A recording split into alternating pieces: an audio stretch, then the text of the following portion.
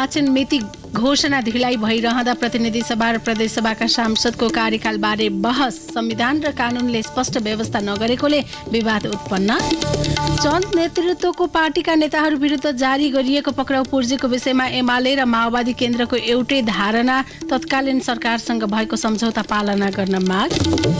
म्याग्दीको मालिका गाउँपालिकामा पहिरोमा पुरिएर 5 जनाको मृत्यु। सप्तकोशी र नारायणी नदीमा पानीको सतह बढेपछि उच्च सतर्कता अपनाउन स्थानीय प्रशासनको आग्रह। अमेरिकी सभामुख न्यान्सी पेलोसीको सम्भावित ताइवान भ्रमणलाई लिएर वासिङटन र बेइजिङ बीच तनाव थप। र साफ अन्डर 20 च्याम्पियनसिपको समूह चरणको आफ्नो अन्तिम खेलमा नेपालसँग बराबरी खेल्दै बङ्गलादेश फाइनल प्रवेश।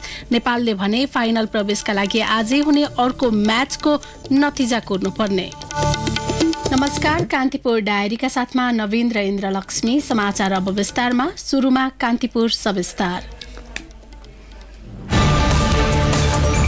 कान्तिपुर सविस्तार। निर्वाचन आयोगले प्रदेश र प्रतिनिधि सभा निर्वाचनको मिति घोषणाका लागि सरकारलाई ताकेता गरिरहेको छ। मङ्सिरको पहिलो साता निर्वाचन गर्नुपर्ने सुझावसहित आयोगले मिति घोषणाका लागि आग्रह गरिरहँदा राजनीतिक वित्तमा भने प्रदेश र प्रतिनिधि सभाका सांसदहरूको कार्यकाल कहिलेसम्म रहने भन्ने विषयबारे बहस भइरहेको छ। स्थानीय तह निर्वाचन अगाडि पनि जनप्रतिनिधिको कार्यकालबारे विवाद उत्पन्न भएको थियो। संविधान र निर्वाचन सम्बन्धी कानूनले प्रदेश र प्रतिनिधि सभाको निर्वाचन घोषणापछि कार्यकाल के हुने भन्ने बारे स्पष्ट व्यवस्था नगरेकाले विवाद देखिएको छ। संविधानको धारा 85 मा प्रतिनिधि सभा विघटन भएको अवस्था बाहेक निर्वाचित भएको 5 वर्षमा स्वतः प्रदेश र प्रतिनिधि सभाका सदस्यहरूको कार्यकाल सकिने व्यवस्था छ। तर पछिल्लो समय दलहरूबीच सांसदको पदावधिलाई लिएर फरक फरक धारणा आउन थालेका छन्। निर्वाचन आयोगले प्रदेश र प्रतिनिधि सभा चुनाव एकैपटक गर्ने गरी तयारी अघि बढाउँदै गर्दा प्रदेश र प्रतिनिधि सभा सदस्यको कार्यावधिका विषयमा बहस सुरु भएको हो। संविधानविद चन्द्रकान्त ग्यावाली सांसदको पदावधि निर्वाचित भएको मितिले 5 वर्षको हुने भएकाले यस विषयमा बहस आवश्यक नभएको तर्क गर्छन्। नेपालको संविधानको धारा 85 ले संसद विघटन भएमा बाहेक प्रतिनिधि सभाको कार्यकाल 5 वर्षको हुनेछ भनेर स्पष्ट साथ संवैधानिक व्यवस्था गरेको छ। धारा 89 मा पनि प्रतिनिधि सभाका सांसदहरूको कार्यकाल रिक्त हुने व्यवस्था चाहिँ प्रतिनिधि सभाको कार्यकाल समाप्त भएमा भन्ने एकतर्फ देखिन्छ। प्रधानमन्त्रीको पद पनि प्रतिनिधि सभाको कार्यकाल समाप्त भएमा पद रिक्त हुनेछ भन्ने यी दुईटा व्यवस्थाहरू छ। प्रतिनिधि सभाको विघटन भएमा बाहेक भनेपछि प्रतिनिधि सभा अब चाहिँ विघटन हुन नसक्ने गरी सर्वोच्चले संवैधानिक व्याख्या गर्ने क्रममा पछिल्लो प्रतिनिधि सभाको विघटनको मुद्दामा व्याख्या गरेको छ र यो सरकारले प्रतिनिधि सभालाई अब अर्ली इलेक्सन जाने या विघटन गर्ने अधिकार राख्दैन। यसलेको कार्यकाल भनेको अब चाहिँ 5 वर्षको हुनेछ भनेपछि 79 साल मङ्सिर 9 गतेसम्म यो प्रतिनिधि सभा कार्यकाल रहन्छ। प्रतिनिधि सभा कार्यकाल रहनु भनेको प्रतिनिधि सभाका सांसदहरूको पनि कार्यकाल रहने हो। संविधानको धारा 91 मा सभामुख र उपसभामुखको कार्यकाल निर्वाचनको मनोनयन पत्र दाखिला गर्ने अघिल्लो दिनसम्म रहने व्यवस्था छ। संविधान र प्रतिनिधि सभा निर्वाचन सम्बन्धी कानूनमा प्रदेश र प्रतिनिधि सभाको निर्वाचन घोषणापछि कार्यकाल के हुने भन्ने बारे प्रष्ट व्यवस्था छैन, जसले गर्दा अन्यल बढाएको देखिन्छ। निर्वाचन आयोगले समेत कानूनमा प्रष्ट व्यवस्था नभएको बताएको छ। आयोगका प्रवक्ता शालिग्राम शर्मा पौडेलले भने कानून स्पष्ट छैन। अब निर्वाचित भएको मिति फरक फरक छ। जुम्लाको प्रतिनिधि सभा सदस्यको निर्वाचन भएको मिति र काठमाडौँमा को दिने फरक छ। त्यस्तै समानुपातिक तर्फ पनि फरक छ। र अब आयोगको बुझाइ चाहिँ के हो भने यो त फरक फरक गरेर त निर्वाचन चाहिँ हरेक सांसदका लागि छुट्टा छुट्टै निर्वाचन त गर्न सकिन्न। कानून स्पष्ट नभएको अवस्थामा सबभन्दा पहिलो निर्वाचनको परिणाम आएको दिन अर्थात् मङ्सिर 22 गते पदावधि सकिन्छ सबैको। यसअघिको स्थानीय तह निर्वाचनलाई हेर्ने हो भने निर्वाचन घोषणापछि जनप्रतिनिधिलाई अनिवार्य राजीनामा गर्न लगाइएको थियो। संविधानको धारा 215(6) अनुसार गाउँपालिका अध्यक्ष, उपाध्यक्ष, वडा अध्यक्ष र सदस्यको पदावधि निर्वाचित भएको मितिले 5 वर्षको हुनेछ भन्ने उल्लेख छ। त्यस्तै धारा 216(6) अनुसार नगरपालिका प्रमुख, उपप्रमुख र सदस्यको पदावधि निर्वाचित भएको मितिले 5 वर्षको हुने व्यवस्था छ। पदमै रहेकै अवस्थामा निर्वाचन लड्न नमिल्ने तर्कहरू यसै व्यवस्थासँग जोडिएर आएका छन्। संविधानविद ग्यावाली अन्तर्राष्ट्रिय अभ्यास र यसअघिको नजिर हेर्दा सार्वजनिक पद धारण गरेको व्यक्ति प्रदेश र प्रतिनिधि सभा सदस्यका लागि मनोनयन गर्न अयोग्य हुने दावी गर्छन्। तर संविधानमा प्रष्ट व्यवस्था नभएकाले राजीनामा नै गरिहाल्नुपर्ने बाध्यकारी अवस्था भने नभएको उनले बताए। अब अन्य देशहरूकोमा अभ्यासहरू हेर्ने भने संविधानमा जे लेखेको छ त्यही कुरा हो। संसद विघटन भएको अवस्थामा चाहिँ त्यो लागू हुन सक्छ। तर उनीहरूको नोमिनेसन गर्दाखेरि भने नोमिनेसन गर्ने स्थितिमा चाहिँ उनीहरूले राजीनामा गरेर त्यसको पद रिक्त हुने भावनाले अरूले भने जस्तो निर्वाचन घोषणा गर्यो भन्दैमा चाहिँ प्रतिनिधि सभा विघटन हुने र सांसद पद जाने भन्ने चाहिँ अहिलेको संविधान व्यवस्था हो। संविधानविदहरूको तर्कलाई आधार मान्ने हो भने प्रदेश र प्रतिनिधि सभा निर्वाचनको अन्तिम मत परिणाम आउँदासम्म सांसदहरूको पद जीवित हुने देखिन्छ। निर्वाचन भएको मितिले 5 वर्ष भन्दै गर्दा सुगम र दुर्गमको अन्तिम मत परिणाम एकै दिन नआउने कारणले गर्दा कुन सांसदको अवधि कतिसम्म भन्ने विवाद समेत आउन सक्ने देखिएको छ। राजनीतिक विश्लेषक पुरञ्जन आचार्यले कानूनलाई तगारो बनाएर राजनीतिक दलहरूले चुनावमा राजनीतिक स्वार्थ पूरा गर्न खोजेको दावी गरे। समान पदमा चुनावी मैदानमा जाँदा एउटा व्यक्ति राज्यको शक्तिमा प्रतिनिधित्व गर्ने र अर्को सामान्य व्यक्तिका रूपमा उपस्थित हुने परम्परा ठिक नभएको उनले बताए। चुनावमा कुनै पनि राजकीय पद लिएर जाँदाखेरि उम्मेदवार चाहिँ केही न केही रूपमा बेनिफिटेड हुन्छ। उसलाई चाहिँ एडमिनिस्ट्रेसनले गर्ने सहयोग, उसले चाहिँ त्यहाँ पिपुलबाट पाउने रेस्पोन्स, उसले चाहिँ अनगोइङ प्रोजेक्टहरूलाई चाहिँ दिने चाहिँ कन्टिन्युटी, त्यो सबै कुराहरू के भन्छ भने मैले यो काम आदि गरेँ म थप यो काम गर्न सक्छु भन्छ। त्यसले गर्दाखेरि प्लेइङ ग्राउन्ड चाहिँ दुई किसिमको हुन्छ। एउटा राज्यसँग एक्सेस भएको उम्मेदवार हुन्छ, अर्को राज्य विहीन जस्तो सबै नागरिक संविधानको दृष्टिमा समान छन् भने यो ब्याटल फिल्डलाई पनि समान रूपमा व्यवहार गर्नु पर्थ्यो। तर अब अहिले निर्वाचन आयोगले के गर्छ या चाहिँ सरकारले के गर्छ त म भन्न सक्दिनँ। नयाँ संविधान जारी भएपछि पहिलो पटक भएको प्रतिनिधि र प्रदेश सभाको कार्यकाल सकिँदै गर्दा सांसदको अवधिबारे विवाद र बहस सतहमा आएको हो। त्यसैले प्रदेश र प्रतिनिधि सभा निर्वाचनलाई निष्पक्ष र स्वतन्त्र बनाउने व्यवहारिक प्रतिबद्धता सहित यो विषयको विवाद निरूपण गर्दै निर्वाचन मिति घोषणा गर्नुपर्ने देखिएको छ। रेडियो कान्तिपुरका लागि सन्तोष गन्धर्व। कान्तिपुर सविस्तार।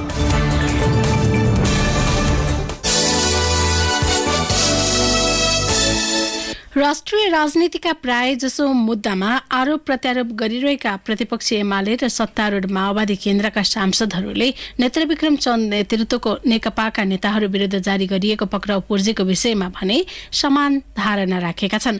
प्रतिनिधि सभाको आजको बैठकमा बोल्दै एमाले र माओवादीका सांसदले चन्द नेतृत्वको पार्टीका नेता कार्यकर्ता विरुद्ध पक्राउ पूर्जी जारी गरिएकोमा आपत्ति जनाएका हुन्। उनीहरूले सो पार्टी र तत्कालीन सरकार बीच भएका 3 बुँदे सम्झौता कार्यान्वयन गर्न माग समेत गरे छन्। एमालेका प्रमुख सचेतक विशाल भट्टराईले शान्ति प्रक्रियामा आइसकेका नेताहरूलाई पक्राउ पूर्जी जारी गर्न उपयुक्त नभएको बताउनुभयो। भट्टराईले सन्ध समूहमा रहेका नेतालाई राजनीतिक दल दर्ता गरेर शान्तिपूर्ण राजनीति गर्ने वातावरण बनाउनु पर्ने बताउनुभयो। विप्लव समूहलाई पत्र काट्ने र उनीहरूलाई फेरि त्यही बाटो रोज्नका लागि विवश बनाउनका लागि सरकार उद्यत भएको हो भने म प्रमुख प्रतिपक्षी दलको हैसियतले यो कामबाट सरकार तत्काल पछि हट्न, उहाँहरूलाई काटेको त्यो पत्र फिर्ता लिन र उहाँहरूले जुन शान्तिपूर्ण बाटोबाट राजनीतिक दल दर्ता गरेर अब हामी प्रतिस्पर्धाको र शान्तिपूर्ण बाटोबाट राजनीति गर्छौँ भनेर उहाँहरूले त्यो बाटो रोज्नु भएको छ। त्यसमा प्रोत्साहन गर्नका लागि पनि म नेपाल सरकारलाई गम्भीरतापूर्वक ध्यान आकर्षण गराउन चाहन्छु। माओवादी केन्द्रकी सांसद यशोदा गुरुङ सुवेदीले शान्तिपूर्ण रूपमा अघि बढ्न तयार भएको पार्टीका नेता कार्यकर्ता विरुद्ध पक्राउ पूर्जी जारी गर्न नमिल्ने बताउनुभयो। उहाँले भन्नुभयो, पार्टीका सबै गतिविधिहरू शान्तिपूर्ण रूपमा सञ्चालन गर्ने तथा सरकारको तर्फबाट पार्टीमाथि लागेका प्रतिबन्ध हटाउने, बन्दीहरू रिहा गर्ने तथा नेता कार्यकर्तामाथि लागेका मुद्दा फिर्ता गर्ने भनी 3 बुँदे सहमति भएको थियो। परन्तु आज यसको 1.5 वर्ष पुगिसक्दा पनि सहमति बमोजिमको काम हुनु त कता हो कता झन् उल्टो। हिजो आज पार्टीका नेता कार्यकर्तालाई वारेन्ट जारी गर्ने, गिरफ्तार गर्ने जस्ता गतिविधिहरू अगाडि बढाउनु विडम्बनापूर्ण छ। माओवादी केन्द्रका सांसदले थुनामा रहेका चन्द नेतृत्वको पार्टीका नेता कार्यकर्तालाई रिहाई गर्न समेत माग गरेका छन्। माओवादी सांसद अमनलाल मोदीले सो पार्टीका नेता विरुद्ध धरपकड गर्न नमिल्ने बताउनुभयो। नेकपा विप्लव समूह अहिले पनि तपाईलाई उहाँहरूसँग 3 बुँदे सहकार सहमति गरे, तर त्यसको कार्यान्वयनको सट्टा विभिन्न किसिमको तपाईलाई अहिले पनि धरपकड, वारेन्ट जारी हुन त अदालतको कुरा हो, तर सरकारसँग वार्ताको कुरा गरिसकेपछि सरकारले पहल कदमी लिनुपर्छ। बरु जेलमा रहेका साथीहरूलाई तपाईलाई रिहाई र बन्दी रिहाई गर्नुपर्छ भन्ने कुरा राख्न चाहन्छु। ललितपुर जिल्ला अदालतले हिजो चन्द सहितका नेता विरुद्ध 35 दिने पक्राउ पूर्जी जारी गरेको थियो। म्याग्दीको मालिका गाउँपालिका 2 रुमको घाङ्ले पानीमा पहिरोमा पुर्एर 5 जनाको मृत्यु भएको छ। प्रहरीका अनुसार आज बिहान 6:30 बजेतिर खसेको पहिरोले पुर्दा 17 वर्षीय नवीन विक, 14 वर्षीय राजन विक, 37 वर्षीय घामबहादुर विक, उनकी श्रीमती राममाया र 8 वर्षीय छोरी रोजीको मृत्यु भएको हो। पहिरोमा परि घाइते भएका 62 वर्षीय गोठे विक र उनकी 67 वर्षीय श्रीमती गोरी विकको स्थानीय स्वास्थ्य चौकीमा उपचार भइरहेको छ। प्रहरीले वर्षा नरोकिएको र खराब मौसमका कारण घाइतेको उद्धारमा कठिनाइ भएको बताएको छ। यसैबीच अविरल वर्षासँगै आएको बाढीले बगाउँदा कपिलवस्तमा 2 जना बेपत्ता भएका छन्। बाणगङ्गा नगरपालिका स्थित कोइली खोलाले 36 वर्षीय दिलकुमार सुनार र उनकी श्रीमती 31 वर्षीय राममाया सुनारलाई बगाएको इलाका प्रहरी कार्यालय पिपराले जनाएको छ। जंगलबाट नदी तरेर घर फर्कने क्रममा उनीहरूलाई बाढीले बगाएको हो। उनीहरूसँगै बगेका 12 वर्षीय छोरा निरज सुनारलाई भने स्थानीयवासीले उद्धार गरेका थिए। यसैबीच सप्तकोशी नदीमा पानीको सतह बढेपछि तटबन्ध छेउका बस्तीमा उच्च सतर्कता अपनाउन आग्रह गरिएको छ। पानीको अत्याधिक चाप रहेको सप्तरीको हनुमान नगर, कङ्कालिनी नगरपालिकाको डलवा र मध्यकोशीको गोबरगाडामा हाई अलर्ट जारी गरिएको सप्तरीका प्रहरी प्रमुख एसपी अविनारायण काफ्लेले जानकारी दिनुभयो। पछिल्लो पटक गरिएको मापन अनुसार कोशी ब्यारेज भएर प्रति सेकेन्ड 2,16,085 क्युसेक पानीको बहाव भइरहेको छ। कोशी ब्यारेजका 32 वटा ढोका खोलिएका छन्। त्यस्तै सप्तकोशी नदीमा आएको बाढीले उदयपुरको बेलका नगरपालिका 8 डुम्रे बोटे क्षेत्रमा कटान हुँदा 20,000 भन्दा बढी जनसङ्ख्या उच्च जोखिममा परेका छन्। बाढी बस्तीतर्फ छिरेमा सो नगरपालिकाका 5 वटा वडाका 1,700 परिवारका 20,000 बढी मानिस विस्थापित हुने जोखिम देखिएको त्यहाँबाट हाम्रा सहकर्मीले जनाएका छन्। यता बाढीले निकास नपाउँदा पूर्वी नवलपरासीको गैडाकोटका करिब 200 घर डुबानमा परेका छन्। 2 दिनदेखिको वर्षाले महेन्द्र राजमार्ग अन्तर्गत उत्तरतर्फका अधिकांश घर डुबानमा परेको हाम्रा सहकर्मीले जनाएका छन्। महेन्द्र राजमार्गमा 40 वर्ष अघि बनाइएका पुल र कल्भर्टबाट पानीको बहाव निकास नहुँदा समस्या भएको हो। यसैबीच लगातारको वर्षाका कारण नारायणी नदीमा पानीको बहाव बढेर खतराको तह नजिक पुगेको छ। देवघाट स्थित जलमापन केन्द्रका अनुसार आज बिहान 11:15 बजेतिर नारायणगढ स्थित नारायणी पुलमाथि पानीको सतह 10.52 मिटर माथि पुगेको छ। नारायणीमा पानीको सतह बढ्दै गएपछि आसपासका बस्तीमा जोखिम पनि बढेको छ। पूर्वी नवलपरासीका प्रमुख जिल्ला अधिकारी सुमन घिमिरेले नदीमा पानीको सतह बढेपछि आसपासको क्षेत्रमा डुबान र कटानबाट सुरक्षित रहन सर्वसाधारणलाई सूचना जारी गरिएको बताउनुभयो। कान्तिपुर डायरीमा अब ब्रेकको पालो।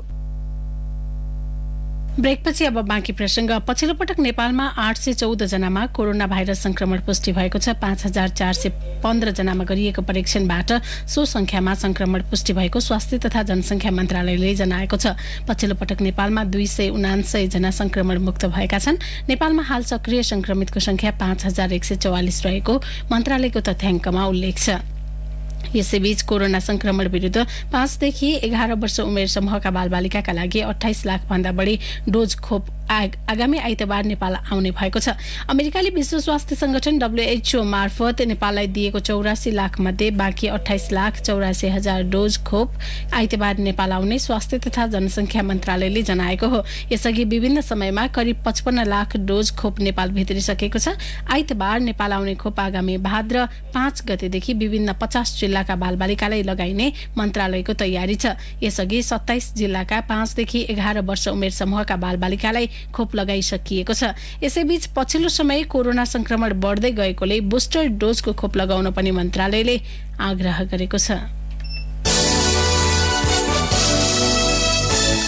सार्वजनिक पद धारण गरेका व्यक्तिहरूले पदीय जिम्मेवारी अनुसार काम गर्न नसकेको भन्दै राजनीतिक नेतृत्व लगायतको आलोचना हुनु नेपालको हकमा खासै नौलो होइन। पदीय जिम्मेवारी पूरा गर्नुपर्ने शासकीय पदमा पुगेका व्यक्तिले जनभावना अनुसार काम गर्न नसकेको भन्दै हरेक दिन जसो सामाजिक वृत्त आलोचना भइरहेका छन्। यही सन्दर्भ र पृष्ठभूमिमा प्रतिनिधि सभामा आज शपथ सम्बन्धी विधेयकमाथिको छलफलमा बोल्दै पूर्व मन्त्री सहितका सांसदहरूले जिम्मेवारी पालना नगर्ने सार्वजनिक व्यक्तिलाई कारबाही गर्नुपर्ने माग गरेका छन्।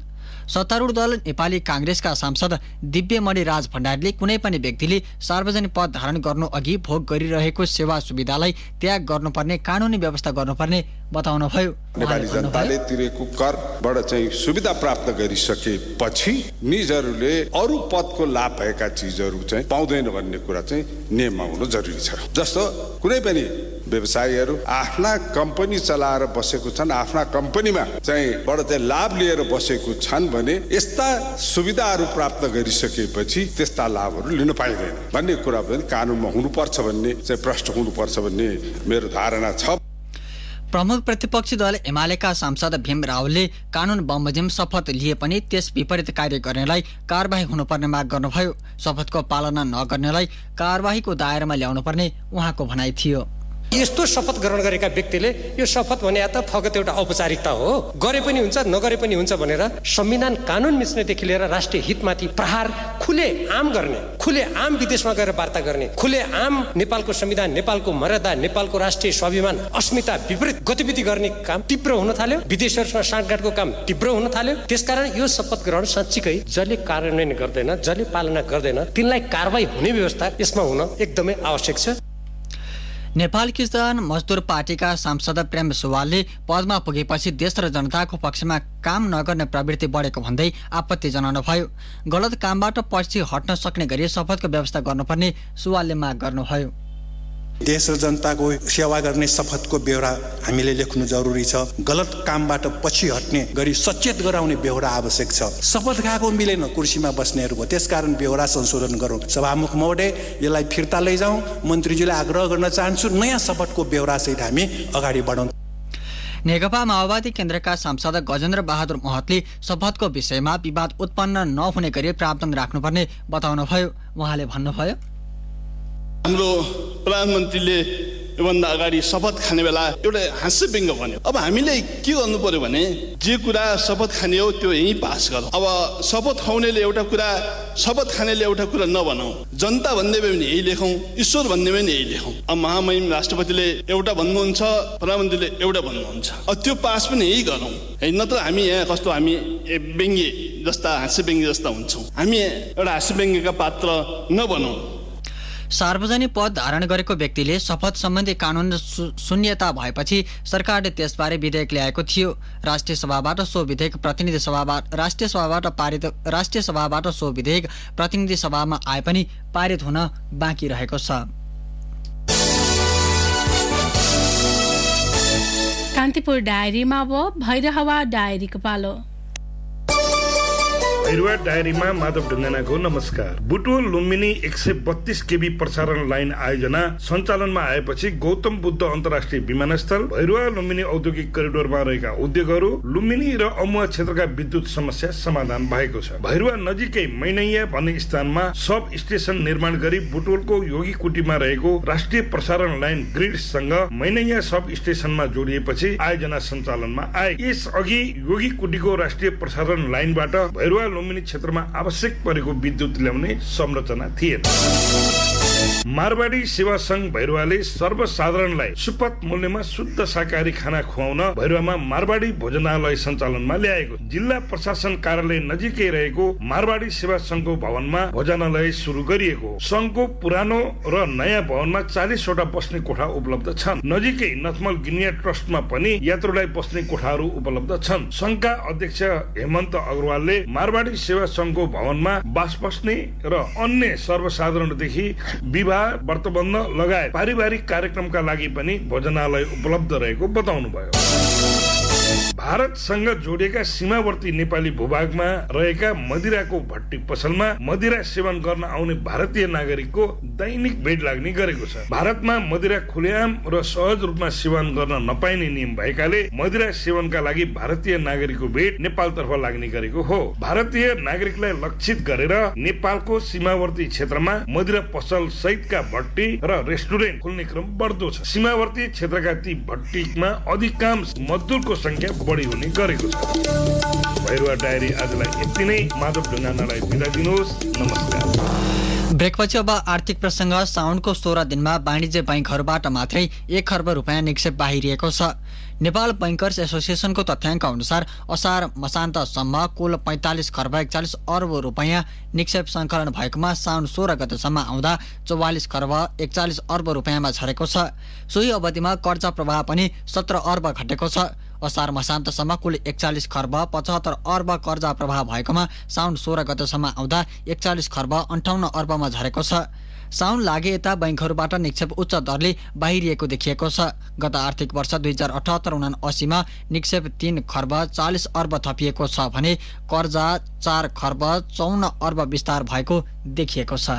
प्रधानमन्त्री शेरबहादुर देउवाले बजेट र कार्यक्रम कार्यान्वयनलाई प्रभावकारी बनाउन निर्देशन दिनुभएको छ। सिंहदरबारमा आज मन्त्री र सचिवहरूको संयुक्त बैठकमा प्रधानमन्त्री देउवाले वार्षिक बजेट तथा कार्यक्रम कार्यान्वयनको अवस्था र कार्ययोजनाको जानकारी लिँदै प्रभावकारी कार्य सम्पादन गर्न निर्देशन दिनुभएको प्रधानमन्त्रीको सचिवालयले जनाएको छ।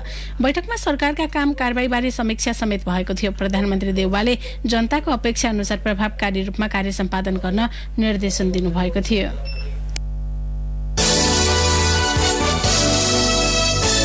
शेयर कारोबार मापक नेप्से आज सामान्य रूपमा घटेको छ। नेप्से 2.76 अङ्कले घटेर 2193.48 बिन्दुमा समेटिएको हो। हिजो 4 अर्ब 67 करोड रुपियाँको शेयर कारोबार भएकोमा आज 217 वटा कम्पनीका 78,13,000 खेता शेयर किनबेच हुँदा 3 अर्ब 29 करोड 32 लाख रुपियाँ कारोबार भएको नेपाल स्टक एक्सचेन्जले जनाएको छ। अब अन्तर्राष्ट्रिय प्रसंग। अमेरिकी सभामुख नान्सी पेलोसीको सम्भावित ताइवान भ्रमणलाई लिएर वाशिंगटन र बेइजिङ बीच तनाव बढेको छ। हाल एसिया भ्रमणमा रहेकी सभामुख पेलोसी आज सिंगापुर भ्रमण सकेर मलेसिया पुग्नु भएको छ। आजै दक्षिण कोरिया र जापान जाने पेलोसी ताइवान पनि जान सक्ने आकलन भइरहेका छन्। यद्यपि पेलोसीको कार्यालयले अहिलेसम्म ताइवान भ्रमणबारे भने औपचारिक जानकारी गराएको छैन। पेलोसीको एसियाली भ्रमणलाई लिएर चीनले भने गम्भीरतापूर्वक लिइरहेको छ। त्यही उसले ताइवानको सम्भावित भ्रमणप्रति आपत्ति पनि जनाएको छ। पेलोसीले ताइवानको भ्रमण गरे त्यसको परिणाम गम्भीर हुने भन्दै चीनले आगोसँग खेल्न नहुने भन्दै अमेरिकालाई चेतावनी दिएको छ। पेलोसीको भ्रमणले सैन्य प्रतिक्रियालाई उक्साउने भन्दै चीनले अमेरिकाको उच्च पदाधिकारीको भ्रमणलाई औपचारिक मान्नै नसकिने बताएको छ। चीनको कटु आलोचक मानिने पेलोसीको सम्भावित भ्रमणको चर्चा चलेदेखि नै चीन सशंकित छ। यद्यपि ताइवानले भने आफ्नो मुलुकमा आउने जो सुकै विदेशी पाहुनालाई स्वागत गर्न आफू तयार रहेको स्पष्ट पारेको छ। अब खेल प्रसंग। साफ अन्डर 20 च्याम्पियनशिप फुटबलमा नेपाल लीग चरणको अन्तिम खेल बंगलादेशसँग बराबरी खेलेको छ। भारतको भुवनेश्वर स्थित कालिङ्गा स्टेडियममा भएको खेलमा नेपालले बंगलादेशसँग 1-1 को बराबरी खेलेको हो। बराबरीसँगै नेपालले फाइनल प्रवेशको सम्भावना जीवितै राखेको छ। त्यसका लागि नेपालले आजै साँझ 7:15 बजे हुने भारत र मालदिप्स बीचको खेलमा आफू अनुकूलताको नतिजा कोर्नुपर्नेछ। भारत र मालदिप्स बीचको खेल बराबरीमा सकिए नेपालको फाइनल प्रवेशको लागि सम्भावना चूर हुनेछ। पहिलो हाफ गोलरहित बराबरीमा सकिए पनि दुवै टोलीले खेलको दोस्रो हाफमा गोल गरेका हुन्। खेलको 63 मिनेटमा पियास अहमेद नोभाले गोल गर्दै बंगलादेशलाई अग्रता दिलाएका थिए। त्यसको 5 मिनेटपछि नेपालका निरञ्जन मल्लले गोल गर्दै खेल 1-1 को बराबरीमा ल्याएका थिए। रातो कार्डको वर्षा भएको खेलमा दुवै टोली 10 खेलाडीमा सीमित भएका थिए। दोस्रो हाफको सुरुवातमै खेलाडीबीच हात हालाहाल हुँदा रेफ्रीले दुवै टोलीका खेलाडीलाई रातो कार्ड देखाएका थिए। बंगलादेशका डिफेन्डर शाहिदुल इस्लामले दोस्रो पहेँलो कार्ड खाएसँगै रातो कार्ड पाएका हुन्। यस्तै नेपालका मिडफिल्डर दिपेश गुरुङ रातो कार्ड खाँदै बाहिरिएका थिए। यस्तै बेन्चमा बसेका खेलाडी रोहित सुब्बालाई मैदान प्रवेश गरेर झगडा गरेपछि रातो कार्ड देखाइएको थियो। च्याम्पियनशिपमा अपराजित रहँदै बंगलादेश फाइनलमा प्रवेश गरिसकेको छ।